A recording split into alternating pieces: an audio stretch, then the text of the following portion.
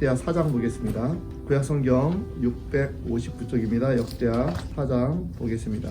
한 절씩 교독하겠습니다. 솔로몬이 또 노수로 제단을 만들었으니 길이가 20규빗이요 너비가 20규빗이요 높이가 20규빗이며 또 놋을 부어 바다를 만들었으니 지름이 10규빗이요 그 모양이 둥글며 그 높이는 5규빗이요 주위는 30규빗 길이의 줄을 두를 만하며 그 가장자리 아래에는 돌아가며 소의 형상이 있는데 각 규빗에 소가 10마리씩 있어서 바다 주위에 둘렸으니 그 소는 바다를 부어 만들 때 두 줄로 부어 만들었으며 그 바다를 노스의 황소 12마리가 붙였으니 3마리는 북쪽을 향하였고 3마리는 서쪽을 향하였고 3마리는 남쪽을 향하였고 3마리는 동쪽을 향하였으며 바다를 그 위에 놓았고 소의 엉덩이는 다 만으로 향하였으며 바다의 두께는 한 손 너비만 하고 그 둘레는 잔 둘레와 같이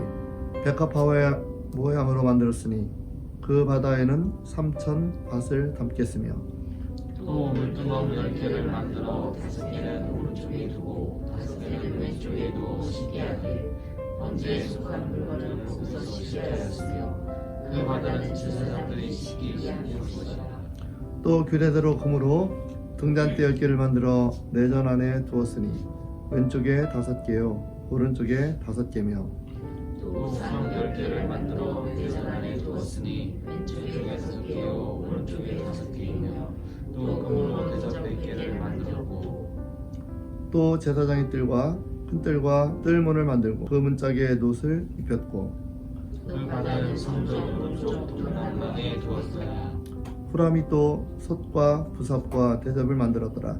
이와 같이 후람이 솔로몬 왕을 위하여 하나님의 성전에서 할 일을 마쳤으니 기둥들과 그 기둥 꼭대기에 공 같은 머리 둘과 또 기둥 꼭대기에 공 같은 기둥 머리를 가리는 그물들과 또 그 그물들을 위하여 만든 각 그물에 2줄씩으로 기둥 위의 공 같은 두 머리를 가리는 성류 400개와 또 받침과 받침 위에 물두멍과 한 바다와 그 바다 아래에 소 12마리와 솥과 부삽과 고기 갈고리와 여호와의 전의 모든 그릇들과 하나님의 아버지가 솔로몬 왕을 위하여 빛나는 솥으로 만들 때에 왕이 요단 평지에서 폿과 스레다의 사이의 진흙에 그것들을 부어 내었더라. 이와 같이 솔로몬이 이 모든 기구를 매우 많이 만들었으므로 그 무게를 능히 측량할 수 없었더라. 솔로몬이 또 하나님의 전에 모든 기구를 만들었으니 곧 금제단과 진설병 상들과 지성소 앞에서 규례대로 불쾌할 순금 등잔대와 그 등잔과 또 순수한 금으로 만든 꽃과 등잔과 부젓가락이며 또 순금으로 만든 그 지게와 주발과 숟가락과 불 옮기는 그릇이며 또 성전 문 곧 지성소의 문과 내존의 문을 금으로 입혔더라. 아멘. 오늘 솔로몬 성전의 기구들을 만든 것을 보았습니다. 이 그 기구가 뭘 뜻하나 사람마다 해석을 하는 것도 있고 또 때로는 과도하게 유추해서 한 것들도 있습니다. 기구를 만들었고 뭘 만들었나 보시면 일단은 제단은 불로 양과 소를 잡아서 태우는 20규빗이면 가로가 20이고 세로가 20이고 높이가 10이다. 이 규빗은 50cm 정도 생각하면 되겠습니다. 그러니까 250, 10m 가로 세로 10m 높이가 규빗이니까 5m 상당히 큰 규모로 만들었다. 놋을 부어 바다를 만들었다. 그러니까 바다 모양의 큰 물을 담을 수 있는 것을 만들었다는 의미로 되겠습니다. 그것이 얼마나 컸나? 여기 말씀 바다에는 3,000밭을 담을 수 있다. 옆에 보니까 제가 계산해 놓은 게 제 성경책 안에 있더라고요. 6만 리터 얼마인지 감이 안 오시죠? 쉽게 말하면 2리터짜리 생수를 계산하시면 3만 개의 생수가 들어가는 어마어마한 이 물을 담아놓고 거기에 이제 정결 예식을 하든 아니면 짐승 같은 걸 씻든 그런 일을 했겠죠.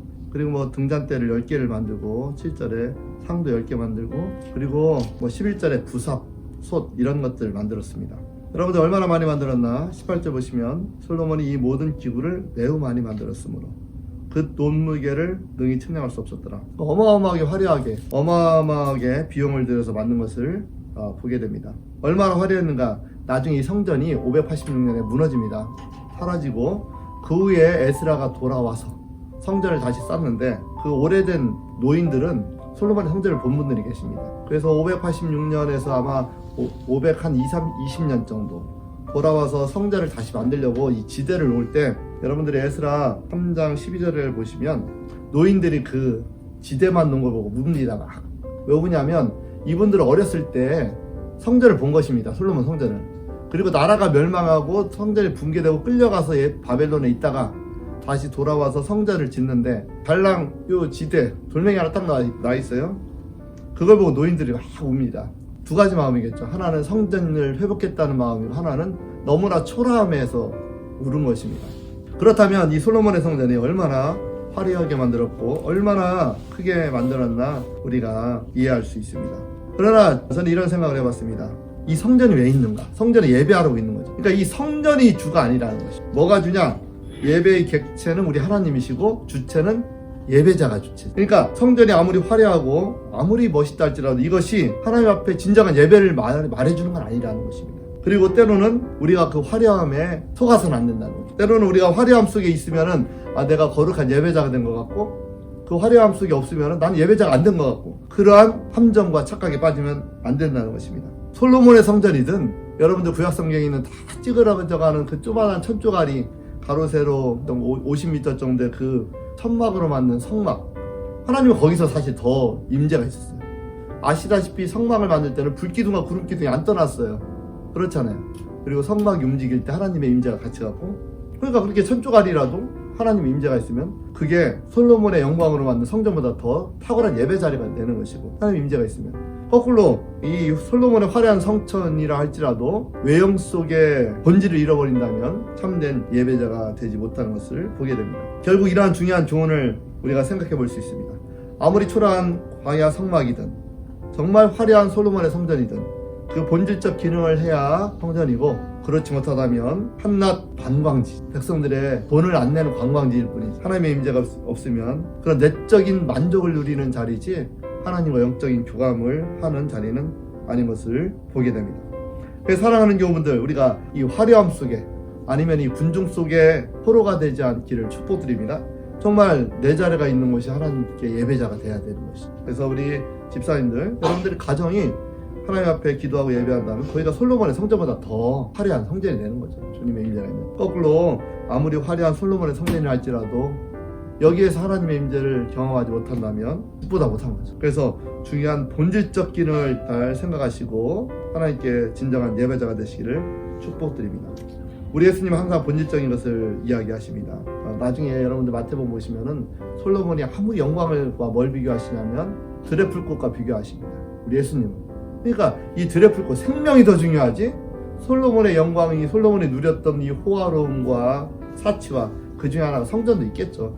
이런 비본질적인 게 중요하지 않다는 거죠. 그래서 본질적인 것을 더 중요하게 여기고 그러한 가치에 우리의 시간과 에너지를 쓸 수 있게 되기를 주의 이름으로 축복드리겠습니다. 주변에 보시면 말을 잘하는 사람, 말이 막 정말 화려한 사람은 종종 진실함이 없는 사람이 너무나 많아요. 말을 잘하는 사람 치고 진실한 사람이 드물 수가 있고, 오히려 말은 어버버버버 하지만 그 가운데 진실함이 묻어나는 사람이 있는 것을 보게 됩니다. 사랑하는 교우분들, 우리 교회가 여러분들 신앙생활이 더 본질적 가치에 더 집중하시기를 주의 이름으로 축복드리겠습니다. 근데 사람들은 이 빈본질적인 화려함에 더 눈이 갑니다. 그런 얘기 들으셨잖아요. 이 달을 보라고 손을 가리켰는데 달을 보지 않고 손가락을 본다는 말 들어보셨잖아요. 이 성전이 뭐냐?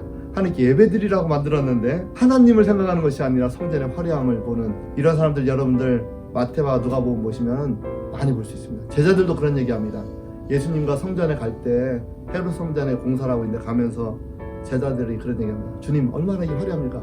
근데 주님이 뭐라고 하냐면 내가 저것을 사흘 안에 무너뜨리리라 하면서 성전 내 자기 몸을 얘기하시잖아요. 우리 예수님은 성전의 화려함보다도 본질적인 구원의 메시지와 제자들이 보는 이 외형이 아니라 예수 그리스도의 죽음과 부활을 통한 구원의 메시지를, 본질적 가치를 더 중요시하겠잖아요. 그런 면에서 보면 오늘 솔로몬의 이 성전이 우리에게 그런 본질적 가치의 중요성을 더 드러내줍니다. 오늘 솔로몬은 되게 화려한 성전을 만들었지만 이 성전이 몇백 년 못 갔습니다. 무너졌다는 거죠. 그러나 그 백성들 간에 있는 신앙의 유산은 오래 남는 것입니다. 우리 지구상에 있는 수많은 교회들이 아무리 멋있게 해서야 100년 가는 게 쉽지 않습니다. 그러나 그 신앙 유산을 물려준다. 사람에게 준다면 그 가치는 배를 물려서 가는 것이고 더 영원한 것입니다.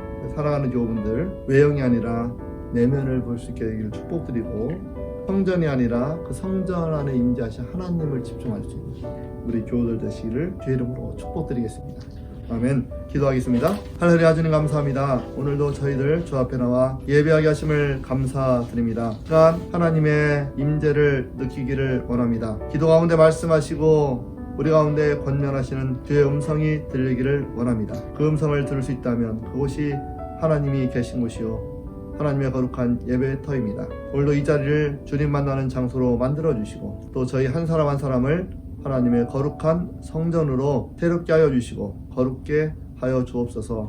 이 시간 우리 교우들 삶의 자리를 주님의 전으로 만들게 도와주시고 특별히 각자의 마음과 심령을 거룩한 하나님의 성전으로 만들고 아름답게 갖고 나가도록 인도하여 주옵소서. 감사드리고 예수님의 이름으로 기도드립니다. 아멘. 하늘에 계신